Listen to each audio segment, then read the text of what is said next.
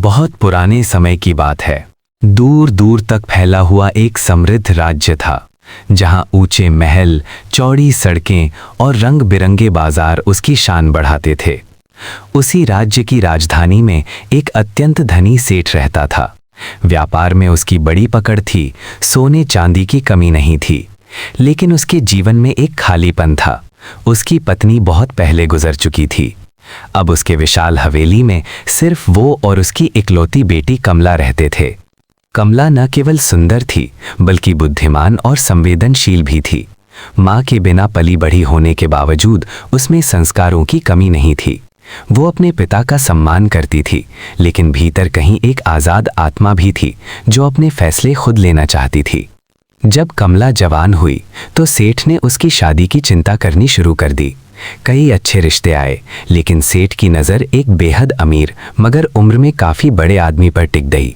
उसके पास अकूत धन था और सेठ को लगा कि अगर कमला की शादी उससे हो जाए तो उनकी दौलत और भी बढ़ जाएगी। जब ये बात कमला को पता चली तो उसने साफ इनकार कर दिया।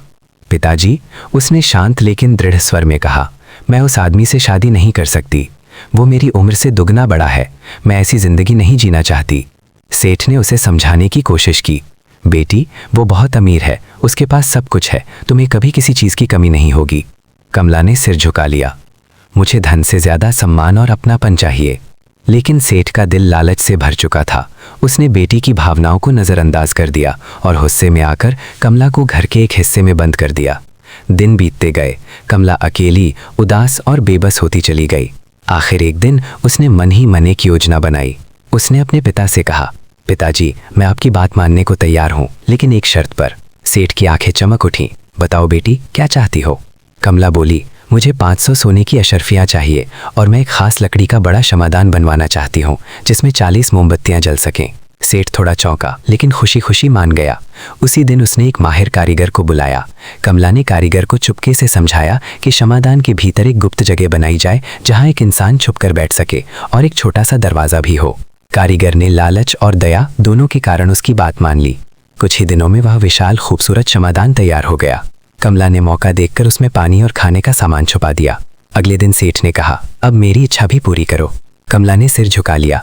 उसी शाम जब सेठ बाहर गया, कमला ने अपने जूते कुएं की मुंडेर पर रख दिए और खुद शमादान के भीतर छुप गई। सेठ लौटा तो बेटी गायब थी। पूरे घर में खोजा, फिर कुएं के पास पड़े जूते देखकर टूट गया। वो रोने लगा। उसे लगा उसकी बेटी ने आत्महत्या कर ली है। उस अपराध बोध ने उसे अंदर से तोड़ दिया। कुछ दिनों बाद उसने वह शमादान कारीगर को वापस कर दिया। कारीगर ने उसे अपनी दुकान में सजा दिया। इसी बीच राज्य का राजकुमार बाजार आया। उसकी नज़र उस अनोखे शमादान पर पड़ी। उसे वह इतना पसंद आया कि उसने ऊंची कीमत देकर खरीद लिया और महल में अपने शयन कक्ष में रखवा दिया। रात होते ही कमला शमादान से बाहर निकलती, राजकुमार का रखा खाना खाती और फिर वापस अंदर चली जाती। कुछ दिनों बाद राजकुमार को खाने में कमी महसूस होने लगी। पहले उसे लगा नौकरों की गलती है, फिर उसे किसी रहस्य का आभास हुआ। एक रात उसने जागकर पहरा दिया। उसने देखा शमादान का गुप्त दरवाज़ा खुला और एक सुंदर लड़की बाहर निकली। राजकुमार स्तब्ध रह गया। उसने लड़की को पकड़ लिया। कमला डर के मारे बेहोश हो गई। होश आने पर उसने अपनी पूरी कहानी सुना दी। राजकुमार का दिल पिघल गया। दोनों के बीच एक अनकहा रिश्ता बनने लगा। लेकिन राजकुमार की होने वाली दुल्हन को यह बात पता चल गई। जलन में उसने साजिश रची। राजकुमार के शिकार पर जाने के दौरान उसने शमादान अपने कमरे में मंगवा लिया और सारी मोमबत्तियां जला दी। गर्मी से मजबूर होकर कमला बाहर निकली। उसे बेहोश कर खाई में फेंक दिया गया। किस्मत से एक बूढ़े मछुआरे ने उसे बचा लिया। कमला उसके घर में रहने लगी। उधर राजकुमार लौटा तो कमला गायब थी। वो गहरे सदमे में चला गया। उसने खाना पीना छोड़ दिया। राज्य भर में ऐलान हुआ कि जो कोई राजकुमार के लिए खाना बनाए वो महल लाए। कमला ने मछली का शोरबा बनाया, कुछ खास जड़ी बूटियों के साथ। मछुआरा वह शोरबा लेकर महल पहुंचा। राजकुमार ने शोरबे की खुशबू सूंघते ही उसे पी लिया। उसे नई ऊर्जा मिली। पूछने पर मछुआरे ने सब सच बता दिया। राजकुमार ने तुरंत कमला को महल बुलवाया। दोनों मिलते ही रो पड़े।